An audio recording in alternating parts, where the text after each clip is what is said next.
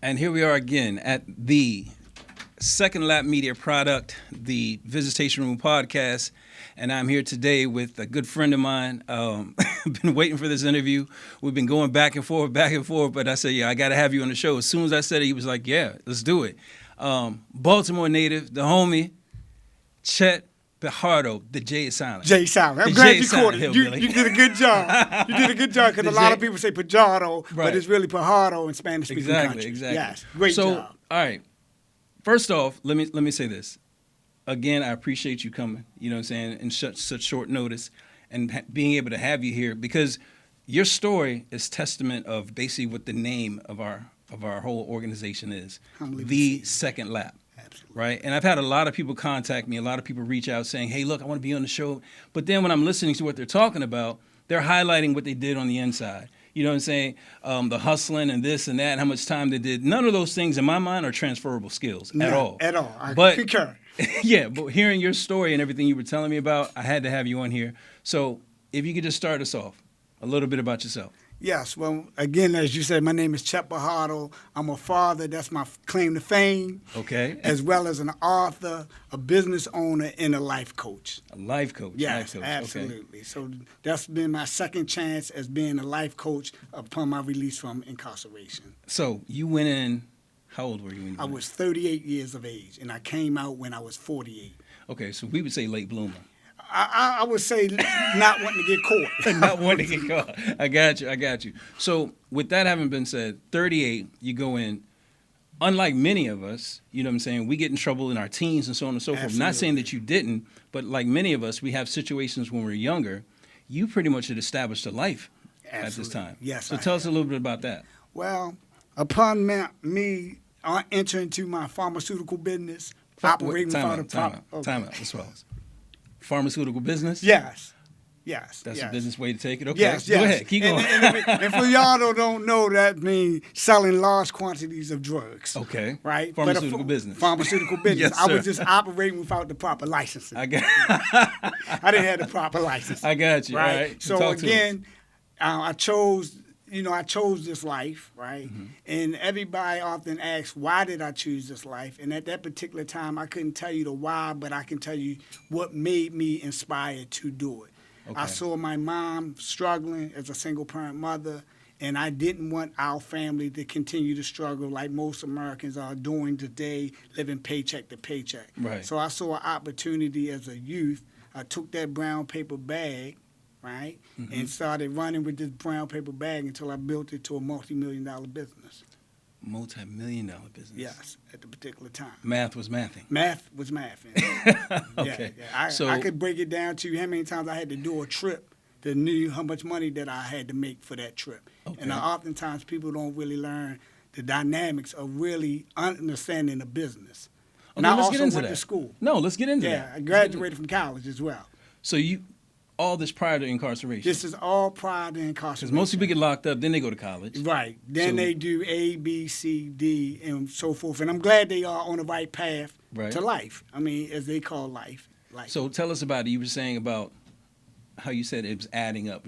Explain that to me. What do you mean? So for me, as I shared earlier, I didn't want to my family lived paycheck to paycheck. Right. So I wanted to establish a business or businesses, and I didn't have the idea how I was going to do it, honestly. Okay. It wasn't like, you know what, I'm going to get out there and I'm going to start, participating in illegal activities. Right. That didn't happen that way. Basically, I was groomed in the sense of older guys saying, hey, you can really add fast. And by me being able to add fast, that helps my projection, my projectile, to grow even further. Okay. So as I said earlier, I started as a younger man. But as I kept growing, the goal was never to remain in the streets. Right. It was to get legitimate businesses and move forward with my life. I wanted to say I mirrored the Kennedy family, Joe Kennedy, and I'm honestly. I read all their books, and I was like, Joe Kennedy did it. Then his family got into the S&P, so forth, and that was on my mind. So that entrepreneurial spirit was already there. Yes. I was already an entrepreneur at 10. I used to have a paper route. At 10 years old? At 10 years old. Okay. That was my first job, was a paper route. So when you say that, and you're saying how your math is mathing, basically. As they call it. As they call it. Yeah. When you break these things down, right? Because and I'm not trying to highlight your pharmaceutical business Not, at the not, time. I'm not not trying at to all. highlight. I don't. But I just want to not get at the all. mindset, because a lot of times what I remember when I was incarcerated, a lot of times people would say things like, I did what I did to take care of my family and so on and so forth. And I would always say, okay, so Dayton's on your car was taking care of your family, or the mink coat, you know what I'm saying? Or you had a pair of ACGs for every day of the week. Right. You know, it's taking care of your family. Explain some of that to you, what that meant to you. Okay, for me, when I say taking care of your family, I have a different definition. Okay. Mine was literally putting you through school, make sure you acquire housing, and I'm talking about buying your house. Like, Okay. so people that mess with me, they'll tell you that if you wanted to mess with me, you had to start owning a house. You had to, That was a requirement. Yeah, that was one of the requirements. And then your Okay. children should go to better schools, private schools if possible, so forth and so on. So as I said to you, I grew up. Most people don't grow up really criminals. Okay. Honestly. I agree. Right? I agree. They don't. They happen to get in trouble here and there, and then their records just keep piling up, and they thinking, oh, they let me go because I'm a minor, and so forth and so on. Right. And that's not necessarily true. So then as they get older, after 18, they then wind up catching a case or something, and then all that stuff they thought they avoided when they was younger, Right. it's called criminal history. So Exactly. you then go to a different category. I've never been in a state facility, so I can only talk about the federal prison. Okay. So my first offense and my last offense. Okay. Because I'm Right. not good at it anymore. Right. See, You're that's not where good at being a criminal. I'm not good at being a criminal. That's where a lot of people get confused at because Right. they want to keep doing it, and then they keep getting locked up, and then I'm good at it. No, you're not. You're not good at it. And people Right. be looking at me like, what? I was like, no, I'm not good at it. Yes, They yes. caught me. Once you get caught, it's over. Everything is out. Everything else is out. I don't care how much money you made, how much money you thought you made, how much money you actually made. All those things, it's over. They So, caught you. Let me key in on this though. You were saying that for someone to deal with you in your pharmaceutical business, right? Someone to deal with you, they had to acquire a house. Yeah. See, to me, right there, that says a great difference, because what we know nowadays is for someone to get a part of the clique or part of the family, or what they say, the initiations are usually knocking over some old lady, robbing, stealing, something like that. It's different. Yeah. I've never heard someone say, hey, look, you have to start taking care of your family off start just to get in the door with me. Where'd that mindset come from? That mindset came about, I grew up down the street from a bar. And this Okay. particular bar had what I call real OGs and gangsters. Okay. No disrespect to anybody that want to call himself a gangster and this and that and live out the Tony Montana, Scarface lifestyle. Right. But a real gangster makes sure everything is in place, in my opinion, under the way I use the word gangster. Okay. Is making sure your family is all right to live after you or anything happened to you. Right. So forth and so on. So like I shared with you, I really was taught criminality, right? The first thing we had to do was get a lawyer. Most people run out and get a gold chain. Right. You The had first to get a thing lawyer. I had to have a lawyer on payroll. Okay. So I would send him money every week. Not that I had to use it at the Right, time, right. but it's going to be a time when you're going to have to use them. So Or off her. top, to all those fake gangsters out there now, you ain't got a lawyer and retainer, you ain't got a house for your family. Go ahead, give it up, man. Try something else. Keep going. Yeah. I'm being honest with you, right? And thank you for letting me Right. share and explore. So one thing is as well, when people used to grab, steal cars, right? They were like, "Oh, I'm stealing a car," and they Chet, come on, jump in the car with me. I said, "You crazy?" If we not taking that car to a chop shop, and I'm not promoting criminality, but I'm just sharing that my mindset was always a little different. So the older gentleman that took me in, because I grew up fatherless. Okay. My father left my mom when I was like 3-4 years old. And then I started really seeing the hardships at that time as we had to move to another place and location Right. in the city. So these OGs became like They became fathers, like big mentors, brothers, big brothers. mentors. And I have a big brother, but Right. he's so much older than me. You know my brother. You met him. Yeah, and we know everything. your brother. Right. I know you know my brother. Shout out to yeah. Sober H2O. Yeah, Go ahead, keep absolutely. going. So he was so much older than me. So then he was he was living his life. So then I grew up, and then I just kept seeing the things that they were doing, and when they were telling me what it meant to be the head of your household, right? Right, There's certain right. things and so forth. And I really took that to heed. I was like, okay, if I see them being successful and so forth and so on. And again, I'm not even going to get into money per se, but as I started growing, I was like, okay, and these are the things that they did with their finances. Right? You had to have an insurance policy on you. Wow. Life insurance. Because can I give you the math behind that? Yeah, go ahead. Please do that. Please do that. Right? And this is what normally happens with people. One family has a life insurance policy on their father. We're just going to use fathers. Okay. Right? And then the other family has no policy on their family. Okay. Now, they best friends growing up. Right? They best friends. They going to high school, playing pee-wee football, basketball, that together. Right. This one family, and we're just going to say A, their father died and leave them $50,000. Okay. Then we're going to say family B, his father died and leaves them zero. Separation happened that fast. People don't even know it. Did you see it? You didn't even see my hands moving. Yeah, I did. I caught it, but keep going. That fast, right? Now he's 50,000. Now what he do with the 50,000? That's a whole nother category. Exactly. But he's not in debt trying to find money to bury the family. Which automatically puts you in more debt. Boom.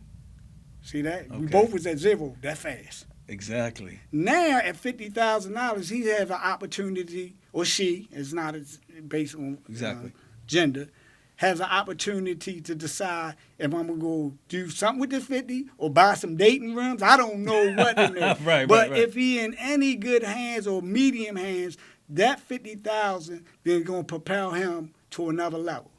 Now, you remember y'all used to be best friends. Mm-hmm. Why? Because 50,000, you meeting people that's 100,000, 200,000. You're still trying to find how we gonna bury daddy.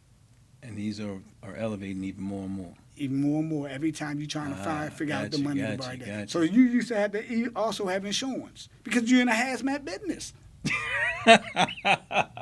The terms you're using are all work terms or business terms, but I got it. I went to school for business. I got you. I went to school for business management. I got you. Yeah. So with that having been said, right, math is mathing now, how you explained it. So at 38, you go into federal system. Yes. Right? First. You UFC or US? Excuse me. It's been a while. You were the majors or the minors? Major or minor institutions? I was in major at first at Supermax. And worked your way down. And then worked my way down to so the FCIs. That's your first time ever been in? Yes. First. Just quickly, we're going to run through that real fast. Okay, no problem. Having been in 38, life is established, math is mathing, you're a businessman. What was that transition like? Now, do you want me to take you to my first day in Supermax? Or where do you want me to go with that? You can give me... I did 10 years, 3,650 days of it. Math is still mathing. I see that, right? Yeah.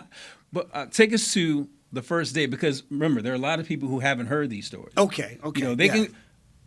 I say they've heard the stories, but the real stories. Because a lot of times you can go anywhere on YouTube, Instagram, TikTok, and find all the crazy stories. Right. And you can go back and watch old episodes of Oz, but we know that's not real. Right. So give us the first day, and then give us a quick transition while you're in. Okay. And let's get to the good stuff when you were out. Okay, absolutely. That's what Second Lap's all about. That's second what it's chance. about. So let's go to that. Absolutely. First day. So first day, they locked me up. I didn't even get to make a phone call.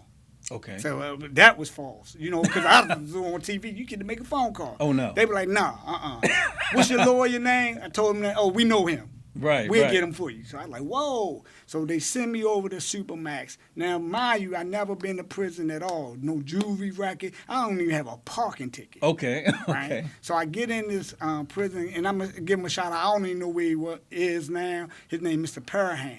He was a bank robber. Okay. So they had me over in Supermax where you locked up 23 hours a day and you get out 1 hour that day, each day. So they put a businessman with a bank robber. Yeah, and they don't care. Shoot, people think they care about you in prison. No, they don't. And they have in their mindset, they have a right to treat you whatever way, in their mindset. Right. So when I get into prison, Mr. Pajardo was like, hey, young man, how you doing? I'm like, fine, sir. And then he was like, yeah, I like the way you carrying it. And I said, why you say that? Because my particular case had a lot of notoriety behind it at the time. Right. So he was like, I see you not even bragging and saying this and that. I'm like, nah, man, I don't want to be here. I don't want to be here. So he said, listen, I'm going to give you 5 rules of prison. No matter where you go, you can survive prison, young man. Get your notepads, everyone. Right. Keep going. So This is the first time I literally fell asleep was in a Supermax prison. Isn't that Okay. amazing? Because I normally was sleeping with one eye open, one eye closed, because I'm like, dang, this is too good to be true. Okay. No way in the world I'm able to live like this Right. well, you know. And finally, the other shoe came off, wound up going to prison. So my first night, I literally fall asleep. I probably was snoring and everything. I ain't gonna lie. Right? So then, like I said, Mr. Prime said, listen, and I'm sharing these rules with you, and they're not in any particular order. Right, that's that what he I'm gave saying. it to Everybody you, get your notepads But number ready. 1 and 5 are. Okay. Right? So I said, Mr. Prime, give it to me. Because, you know, I'm like, damn, I'm being Supermax locked up this long. This is my first offense in my mind. Right? I'm like, God damn, y'all gonna keep me that long? Right, Like this? right. So I'm like, come on, people. So the first rule, he said, mind your business. I said, well, Rule number 1, mind your number business. 1. Okay. Rule number 1, mind your business. Okay. I said, well, I'm pretty good at that. I mind my business until I got here. Right? That's how I felt. Right. Rule number 2, don't do any ass betting. I said, well, what do you mean by that? He said, well, if you don't have the money to pay for the bet, don't let your ass become the payment. The right? payment. I'm like, well, I gambled to get here, so I don't gamble no more Right. and whatnot, right? Right. So I'm like, boom, you know, boom. I said, cool. He said, rule number 3, don't mess with no TV. Okay. Like, huh? Don't mess with the TV? He said, yeah. I said, well, I like to read a lot, so I don't got to worry about We that. gotta worry either. about that Yeah, I ain't no got to way. worry about Right, that. right. He said, people lose their life over the TV. I was like, God dang, you lose Okay. your life over. And come to find out that could happen. Yes, definitely. So, yeah, I'm like, whoa. And then rule number 4, don't mess with nobody else's guy. I said, oh, I'm a heterosexual. You ain't got to worry about that. I'm good so far. Right, He said, right. if you forget all the other rules, remember rule number 5, you'll stay alive.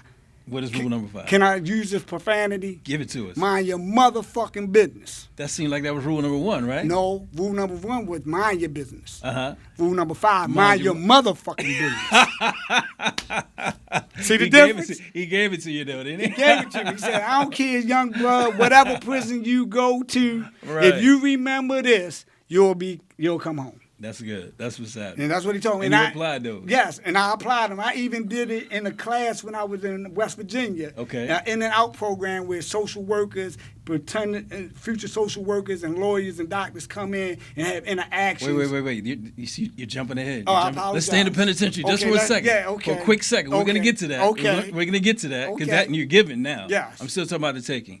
So the impact on your family, Yes.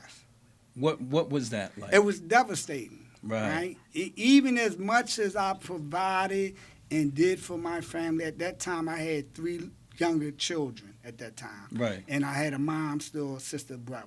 Okay. So the answer to that, it was devastating. And forgive me for not going back to your original question. No, you're fine. You're fine. Yeah, but it was devastating. It was really like devastating, to be honest. And what I mean by that, because I'm looking now, I'm in a cell with a grown stranger I don't know. Right, 4x8, and then I had to spend 23 hours a day. I didn't know how long they was gonna keep me there. I wound up staying there like 9 months. Okay. Right. This is the first prison you This is my supervised? first prison. Okay. Until they, got me where I had to go and so forth, and then transferred me to, my facility up in Ohio. I've been in Oklahoma, Atlanta. Yeah, I had a little Because the road federal trip. system sends you pretty much Anywhere they want. anywhere. Yeah, Okay, they can send you anywhere. So you got a want. tour. I got a tour. They call it diesel therapy. Yeah. I got a tour of diesel I've heard therapy. of that diesel Yeah, therapy. diesel therapy is real Yeah, people. right, so right. forth and so on. Okay. So it's like devastating. So now I'm going from, I felt I lived a modest lifestyle as far as, the things I was doing. So just imagine now I'm in a 4x8 with a grown person. I don't know Mr. Perham. I just met him basically. Right. And my cell is smaller than my children's bathroom. Your children's bathroom. It basically is a bathroom because you have a toilet and sink. Yeah. The whole thing. And Wow. I'm looking like, wow, God, what I done got myself into. Right. So you and Mr. Name again? Parham? Perham, Mr. Perham. Parham, you're in there all this time. You said for 9 months. Yeah, I was You never changed cells or anything like that? No. Okay, 9 months. We've gotten over the initial shock. The impact on you is how it impacted your family. Yes. So now let's go ahead and fast forward. Okay. We've done that. You know, you did the time. Boom. Right. Right. You come home. What was your mindset before you came home? Right before you came home, what was your mindset? Well, my mindset was they not gonna keep me here and do this whole sentence. That's one of my mind. That was my mindset. Right. And I wound up not doing the whole sentence. Okay. Due to Eric Holder 2-point then President Obama. Go into that. Go into that for us. Okay. Go into that for me. Yeah. See, Right, I don't want to. I want to bring it back. No, go into that for us. So at the A particular, lot of people don't know this fact right. here. So at the particular time, I was sentenced at a level 34 for my first offense in Category 1. For all those who keep breaking law and whatnot, you're not going to be in Category 1. They will put you in 5 or 6, and normally they just almost life sentence. Right. Okay. Anything from 2 on over, basically. Mm-hmm. So I wind up being sentenced at a 151-month sentence.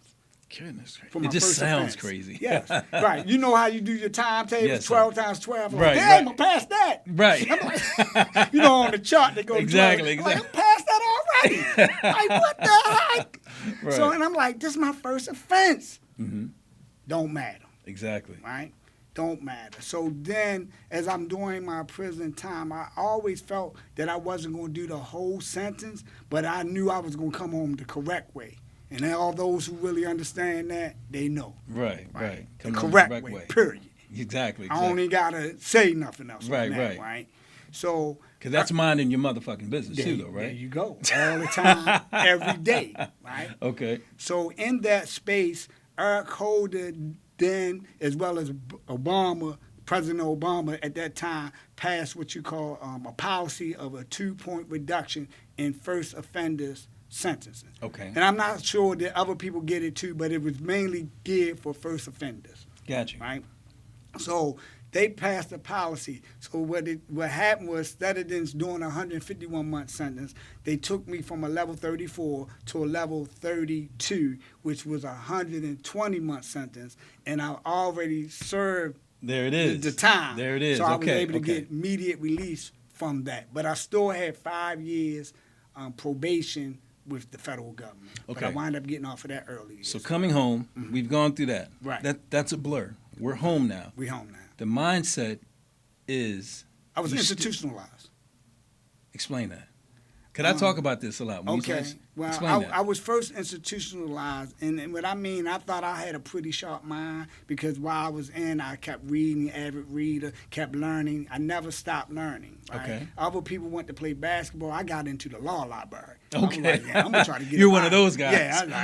I got you. And nothing wrong if you want to do exercise, football, basketball, anything. I'm not down in that. All I'm just sharing with my time. I said, sure, they gave me this much time. Let me learn about this law more. Gotcha. Even though having a lawyer, that's not still learning for yourself. Exactly. Right? So that's where I spent the majority. I got a job in the law library and everything. Okay. In the library, that's where I spent my time at. So as I realized when I came home, I was institutionalized because I've been doing something every day at the same time. Every day for years. Right. And I thought my mind was sharp. Right? I'm like, okay, I'm going to get out here. I'm going to go back into my businesses. I'm going to go back into, the things that I was doing, so forth and so on, right? Did someone call you on that, or did you realize that you were institutionalized? Because I've done a lot of time as well. Mm-hmm. Someone called me on mine, and then other people who had been I was incarcerated with was like, hey, look, slow down, bro. You're institutionalized. Right. Baby steps. I didn't realize it. So did someone call you out on that, or did you just know? Okay, yeah, the system got me. If I got to rewind a little bit more, I got a therapist as soon as I touched down. Awesome. Not too many people do that. Right. So I apologize. Because No. You're fine. Right. So I might skip around a little bit, but the first thing I went and got a therapist. Okay. Right. Because I knew doing this for 10 years is not what reality is currently. Okay. Because if you could lose, per se, your life over TV, because somebody changed time, I know that's not the reality I want to live in the free world. Right? Exactly. I know, that don't make sense. But, and then you got your chair. You know about this part. You know about the chair. Your chair. That's your chair. That's your chair. Yeah. Might as well be your car. Yeah. How sick can you believe that a government chair is yours? Exactly. So that's why I knew I was institutionalized. So I went to a therapy immediately. I recommend anybody on this podcast and anybody you know, and you don't have to be incarcerated physically to get a therapist. But like I tell people, all the gentlemen, you say, why are you getting a therapist? It's just like how you work out your muscles. Mm-hmm. That's a muscle. Right. Just like a computer get changed every 3 to 4 years, your muscles should get updated every 3 to 4 years. I agree with that 100%. Yeah, because a lot of, again, and I've said this before in a previous interview, a lot of us don't do therapy. No. We won't go ask for help. No. You know, and then what happens is our families are impacted. You know, mainly the one who's closest to us, our, Right. you know, wives, Loved ones. loved ones. They're impacted because we don't want to go out for therapy, or we don't know how to. You know what I'm saying? Right. But that's one of the things I got to throw that in there. That's a good segue. With the Second Lap, with our nonprofit, we do have therapists on deck. Okay, we good. do have therapists on deck. We're expanding that even more. But yeah, go back into the therapy thing. You went and got a therapist, and that's where you realize. Yeah, I needed help. Continue to need help. But please, people, Second Lap, go to a therapist, whether it's with his company or any company. Please go find a therapist. I don't care how tough you may be or how not tough you are. Please find a therapist. I recommend that everyone see a therapist, not just Especially after incarceration, things especially like that. after incarceration. Most definitely. I just wanted to get No, a that's segue fine. to That's that. fine. Do that. So, Do that. Yeah, because so now getting back, because some of my co-defendants, you know, they had longer sentence than I. Right. So they were like, yo, what you doing? I was like, well, I'm in therapy. I'm not going to shout out therapy because now people be saying you clout chasing. So I'm going to keep my Right. I got 2 therapists. Okay. Right. Okay. Me and my fiance have one, and then I have my own therapist as well. Okay, Right. okay. So just, you know, I'm not going to give a shout outs and let you know. Right. So But anyway. wait, just real quick. Can we get into the relationship thing a little later? Yeah, absolutely. Okay, but go ahead. Keep going. Yeah, so I went to a therapist, and then they were saying, what do you want to work on? I said, I want to work on myself because myself in prison is not my actual self in reality. Man, that's heavy. That's heavy. Keep going. Right? So one of the things, and like I said, I didn't go to prison as a young man, so my life was really already established. Right. I just wanted to get back to society and be a better version of me, helping not just myself, of course, my family, the communities that I once destroyed, and so forth and so on. So now you're a giver. Yes. That mindset, you're giving. Yes. Okay. Yeah. So keep going with that. So now you've got a therapist. You realize you're institutionalized. Can you give me a few of the things that you notice? It like, yeah. Yes. I wanted to I'm stand shot up out. at 4 o'clock every day. Wait a minute. Okay. Yeah. That might sound crazy to people. I literally was jumping up at 4 o'clock like I was at a count. At count time. Yeah, count time. Big shout out to my big bro, Mark Overby, man. We're not standing for count. That's his thing. He said, I don't care what this is his thing. He says, it doesn't matter what happens, how bad it is. I'm not standing for count, so I'm good. But 4 o'clock in the morning, you're standing up for count. People don't understand that. They count you It's 45 times a day to make sure that cattle ain't gone away. That livestock. Yeah, that livestock ain't gone away. I'm going to keep it one. I told you I was going to keep it 100 with you. I told you that. Most definitely. Yeah. So you're standing up 4 o'clock in the morning. Yeah, 4 o'clock in the evening. Give me one more. Another thing that you knew. Going to the shower with shoes on. Stop it, bro. Yeah.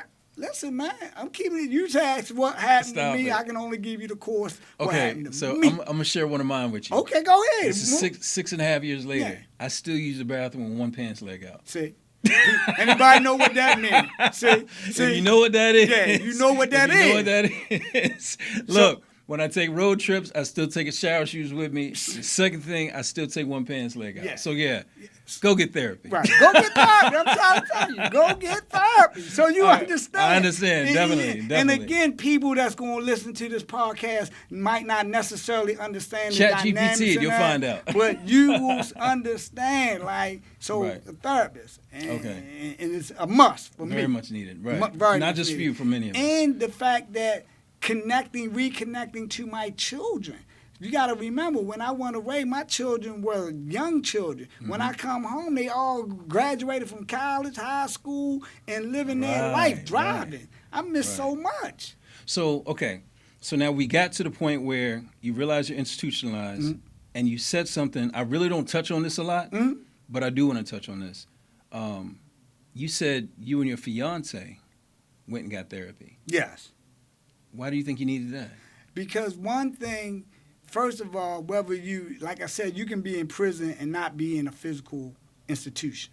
Okay. Right? Oftentimes, prisons are in the mindset, number one. So you have I'm to glad you release said your that, mindset, yes. right? You had to, if you want a different result, you had to change your mindset. Right. Because you know the old term is called insanity, doing the Exactly. same thing, expecting something different. So one of the things that she even recommended, I got to give her credit in this way too. Mhm. I got to, right? She over somewhere, I don't know where she at, but she's Okay. somewhere around here. Okay. Right. So I had to give her credit too, because she was like, if we're going to enter this relationship, I need us to both go to therapy, because I had baggage, you had baggage, and we don't need to carry this new luggage into our existence. Right. So right. she said, do you mind doing group therapy? Couple therapy, right? Couples Not therapy, group right, therapy. right. Couple therapy. Right. And I was like, okay. Now, she might got a different story. I was more apprehensive, but Right. I was with it, but I knew it would be different. Because the first young lady I came home to, that's a whole nother saga. But Right. this is not the young lady that I'm currently with.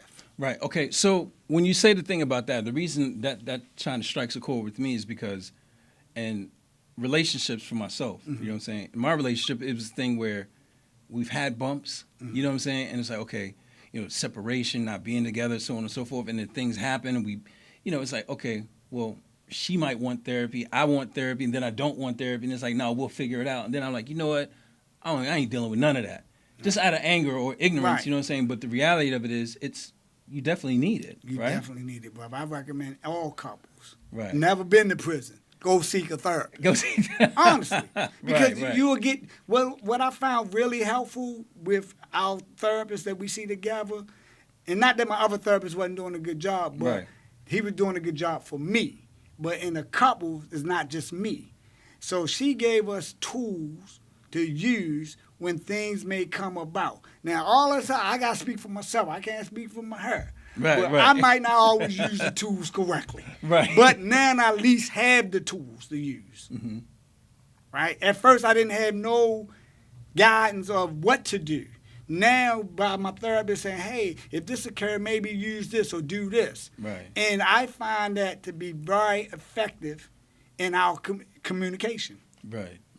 When I first came home, just quickly, when I first came home, I came home married. Right. I was, married, and my situation was different because we actually went and got a type of therapy, but I was bucking it. Mm-hmm. You know what I'm saying? I felt like, okay, I realized now I wasn't committed. Right. You know what I'm saying? I'm doing it. Okay, she wants to do that, so I'm gonna do the therapy thing because she wants to. Right. You know what I mean? And I didn't commit to it. So I say that to say that if someone does, if a couple does, or just if it's not couples therapy alone, any type of therapy, you got to commit to it, right? Right. Absolutely. Because if you don't commit to it, you just, you're wasting your money. you're wasting your money And your time. And your time. Yeah. So we've gone through therapy, so on and so forth. This is where we are now. You're in the stage where you're giving, Yes. right? You're Yes. giving now. Tell me, how did that start? What was the vision? Because this is where I wanted to get to. We could have really, the rest of it, we could have. I wanted to get to this. When you started giving back. But can I rewind a little bit? Yeah, okay. Because my story is a little different, Okay. right? And this is no disrespect to anybody. I got you. But I got I you. was giving way before incarceration. Okay. I know Right. this from you Right, telling right, me, but right, yeah, go ahead, right. give it to us. Give it so to us. that's why I always had this spirit, the more people you can help, the better humanity could be, Okay. right? And not just aid, but really give them help, right? Okay. Right. Explain the So, difference. Okay. Aid and then help. Right. Aid is if you say, hey, I want to get a car, and I just give you a couple dollars. Mm-hmm. Helping me is to not only give you a couple dollars, but so you can keep the car, so you won't have to come back and ask. Showing you. Okay. I got you. That's you. the difference for me. So you were already doing that. I was always doing that. I've been doing that because, I don't need another one of me. So I had young gentlemen that would come up to me like, yo, let me get that bag. No, sirree. I don't need no more needs. Right. I need you to go to school. And I Right. really put them in school. Some I didn't because they had it on their mind no matter what. They wanted in. They wanted in. Right. So right. those that wanted in, I would give a test. At that time, I had a little test. But we're not going to go into that to see if you really want it in. Math is mathing. Always for me, right? So, Right. but others, I literally put people through school. I literally gave to the United Way, the Negro College Funds. I was giving to all these charities. Prior to incarceration. Right. Now, I don't know if it's me subconsciously trying to right my wrongs to a right. Mm-hmm. In that space, like the more I give, the more I can save. So let me jump in right there. Go ahead. That's one of those things where I think it's always been a dope boy thing. It's always been a dope boy thing where, because I know, and the first time I did it, I think it was Anacostia Park, something like that. We were giving out turkeys. I've never been the head of a crew, Right. but the crew I was with, they were giving out turkeys and stuff like that. And I was like, why are we doing this? And then he said, man, we just saw it on New Jack City where they gave out turkeys. So this is like the Right. thing where, it's like, okay, you have a crew and you're giving back to the community really for protection because you don't want the community to go rat on you. You were doing it because you genuinely were trying to help people. That's what I'm. You understand the difference that's what I'm saying? Yeah, right? absolutely. You were genuinely even then trying to help people. Yes. I remember, like I said, literally we were giving out food and stuff like that Right. just to help the community so they wouldn't rat on us. Right. See. Let us do our dirt. You know what I'm Right. saying? But you, on your situation with your pharmaceutical business, Yeah. you were actually giving the Negro College Fund? Yeah. Really? Yeah. You can. I never even look heard up. that till after I got incarcerated. Yeah. See. Yeah. I was given to all types of radio stations and all stuff.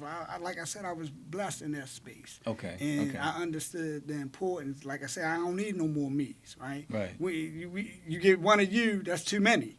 Exactly. I And we understand. don't understand that. So, like, I would want to put you through school or help you get through school in any capacity, right? I didn't pay everybody tuition, but if you needed help this semester, housing, whatever, I will make it possible to really help you, right? With your pharmaceutical business. Yeah, with my phone. Come on. Yeah. Yeah, I was definitely on a different level. Yeah, so that's why I try to tell people it's really levels to this. Right. It And really everybody is. not going to hit the same level, no disrespect to anybody. But my course of action, I told you, I read the Sins of My Father, Joe Kennedy book. Right, and I right. saw what he was doing. I was like, I'm going to mimic that. Right, in right, that right. sense, right? So let's get to now. You're home, I'm home. therapy, Right. reacclimated into society. You've got probation, parole, so you can't just rip and run. Right. Right. I learned that the hard way in that space. But now you're at the stage where a few things are coming up, right? Yes. There's some things that you want to do. Yes. Like, I'm going to throw one out there because we Okay. talked about this. Okay. Hefe lifestyle. Absolutely.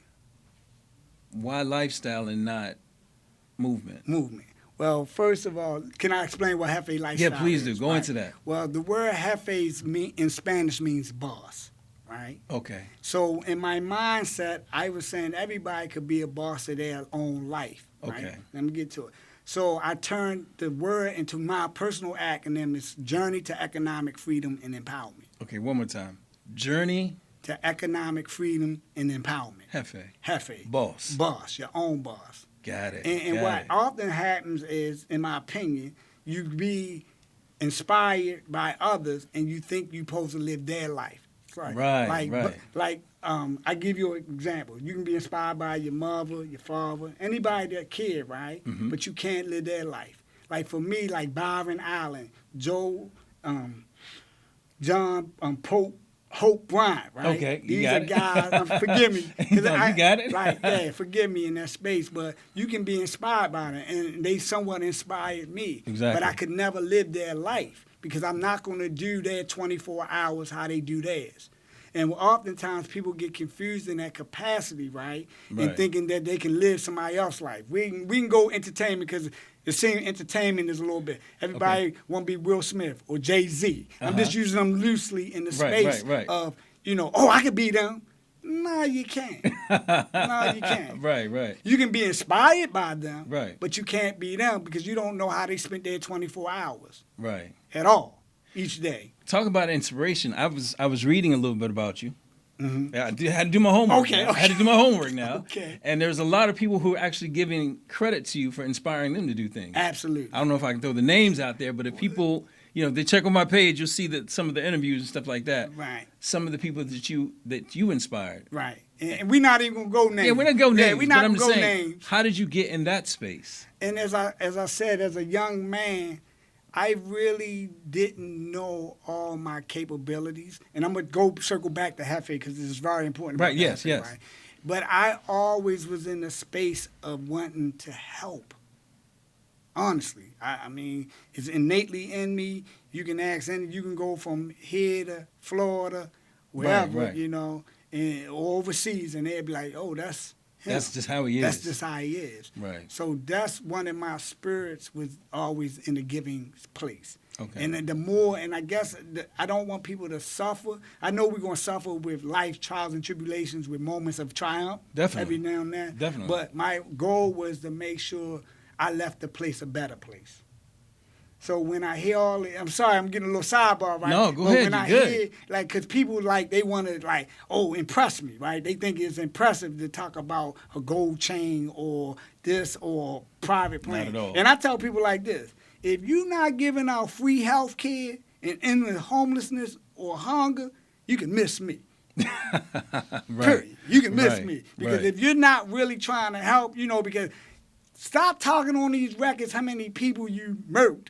And stop telling me how many people you helped get through school.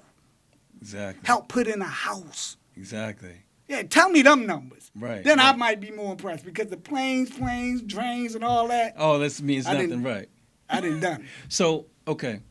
But don't forget, I want to go back to Hefe. No, go. Let's do that now. Okay, do let's that go back now. to Hefe. Okay. So as I was saying, journey to economic boss, but I turned it to journey to economic freedom empowerment. And our 4 pillars are mental wellness, spiritual wellness, physical wellness, and last but not least, financial wellness, right? Oh, wow. Most people try That's to put deep. the finance first. However, when you come to our coaching, we promote a well balance. So you have to be doing all 4 simultaneously. I got This is you. where people don't understand because people are like, I want to be rich, I want to be rich. You know, the word rich. Uh-huh. They don't even understand that, but they Exactly. like rich. And mind you, I'm on the journey with you because I'm just coming home. Right. Not too long ago, right? Mhm. So I'm on this journey with you. It's not higher or lower. We on this journey together. So we specialize, me and my fiance, Lachelle, and a good friend of mine that happened to pass away named Kev, may he rest in peace.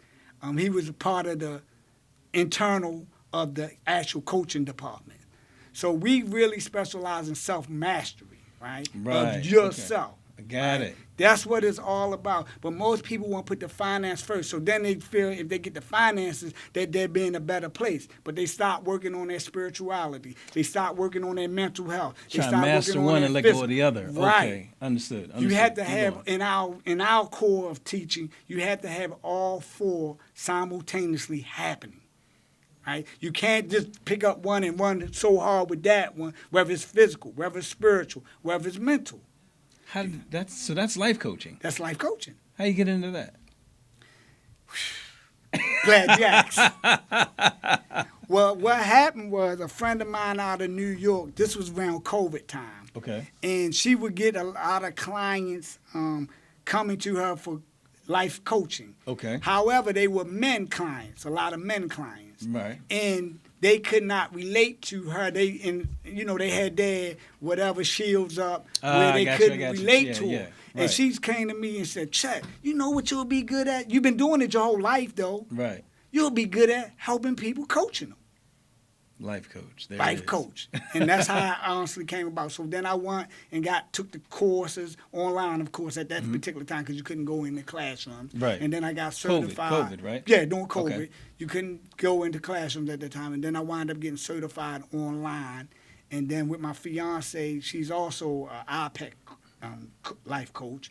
So Okay. then we just combined it. And my good friend, he was a clinical therapist. Okay. So we just all combined because it all made sense. Come on, man. Where you can live, and like I tell people, our economic system wasn't set up for everybody to be billionaires or multimillionaires. Definitely But not. you can live a healthy lifestyle within your own rights. Right. So right. that's why it became a lifestyle than a movement, as I was sharing off Okay, the yeah, ad. but yeah. Right, because movements, you normally can get potentially shot or hurt.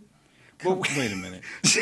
so when establishment hear movement, in my opinion, Right. when certain establishments hear movement, they get Nervous. The radar. The radar, come on. Movement. What's that?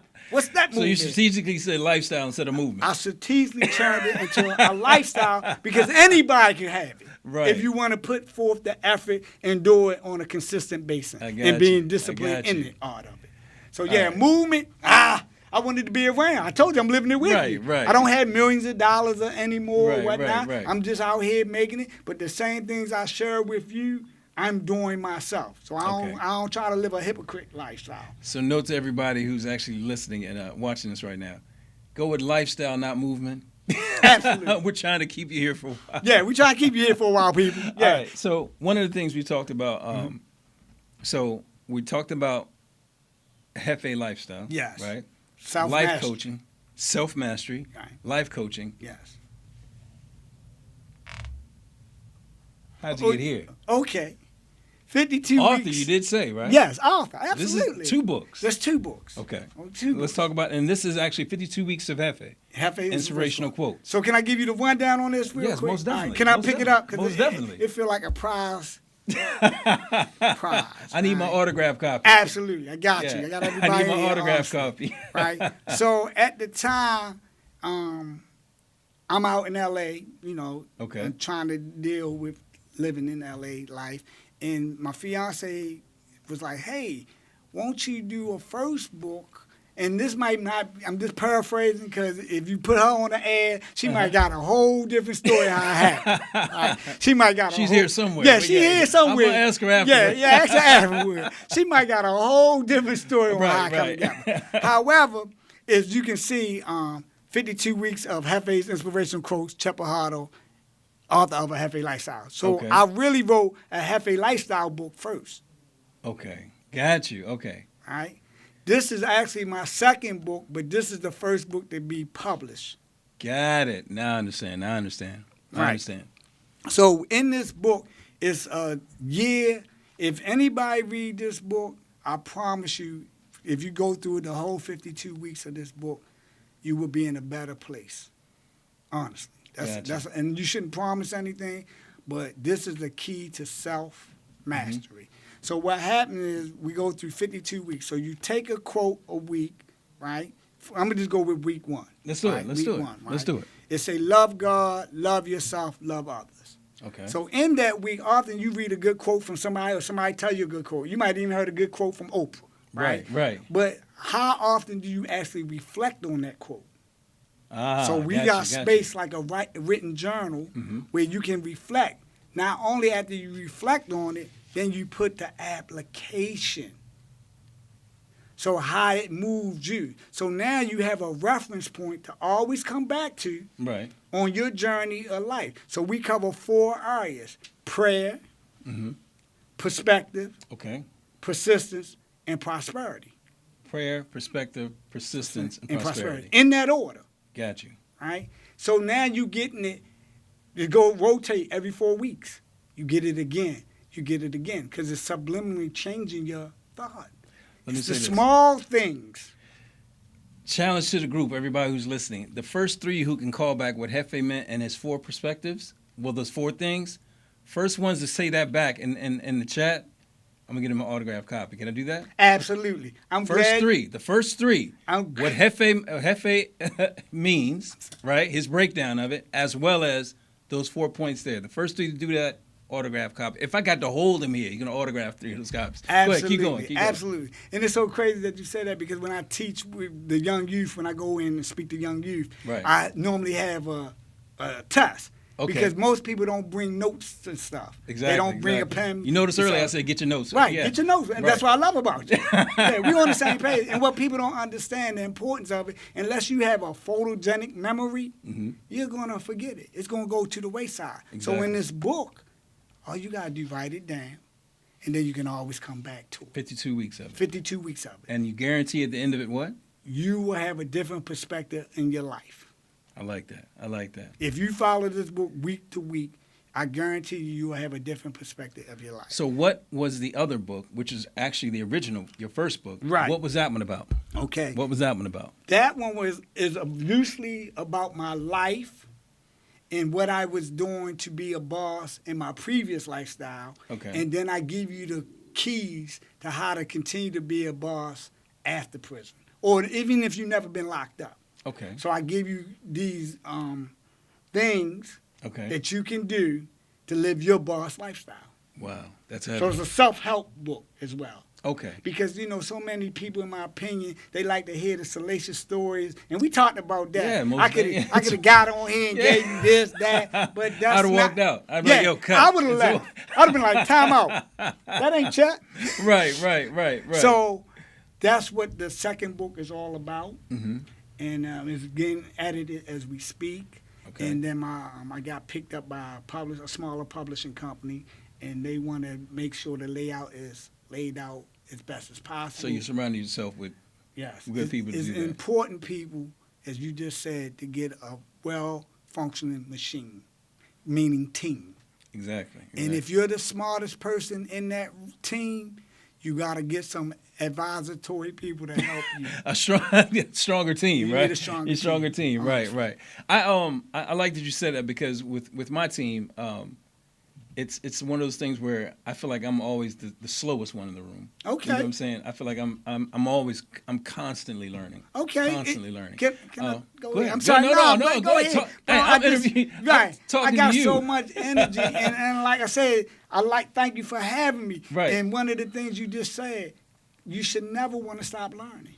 Oh, most definitely not. You should want to be a continuous learner, each and everything. And when I in my speeches, I tell you what I say whenever I end a speech. Okay. Whenever we about to wind it down or whatnot. Right. And I give this to everybody, but you should always want to continue to learn, no matter what it is. The more knowledge at your disposal, the more opportunity may be lay at your feet. Most definitely.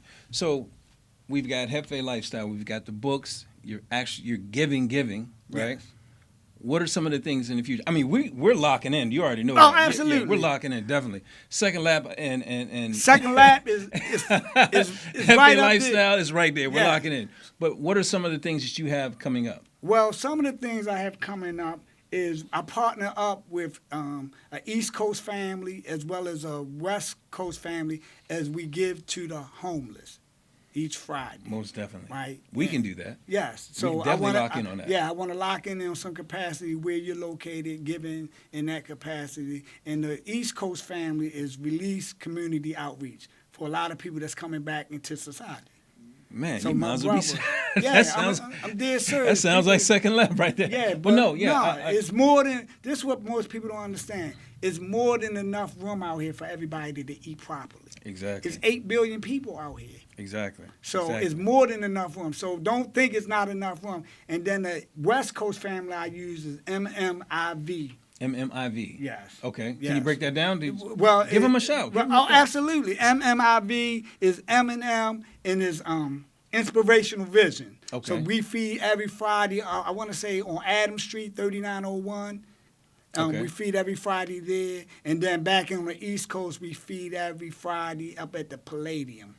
For people that may know, I don't know the exact address, so forgive me. But when I'm in town, you will see my face. Listen, for everybody who's tuned in, again, I can't say enough about this guy. He's being very, very modest because there's so much more that comes with it. But Chet Pajardo, the J is silent hillbilly. The J is silent hillbilly. He's here. I got to have you on the show again, man. Absolutely. There's so much more stuff we got to do and Absolutely. we got to talk about. Yes. But again, like I said, with Second Lap and the Visitation Room podcast, we're here to highlight stuff like this. Gentlemen like this, men and women like this. I don't want to hear the gangster stories. I don't want to hear how you saw somebody get mollywopped. You know what I'm saying? None of that stuff matters to me. What are you doing? How are you giving back? After all the time that we've taken, how are you giving back? That's what we're focusing on. Great example right here. Again, I can't say enough more. I can't say enough about you. I got to do this. Shameless plug. Shout out to Sober H2O once again. Absolutely. Absolutely. Shout out to Sober H2O. And like I said, the first three, right? First three who actually jump in the chat and mention what Hefe Lifestyle means, the Hefe, the acronym, and the 4 points that they gave. First three to do that, autographed copy of the book. Again, like I said, as always, man, it's been a pleasure. I appreciate you. It's a pleasure. And big shout out to the Pod Place for coming through. as always. Yeah, they've been my backbone. They've been my backbone. We're going to do a lot of business together. But this is my name is Amir Tariq. I'm your host. We're signing off. Again, it's been a great show. Tune in for more.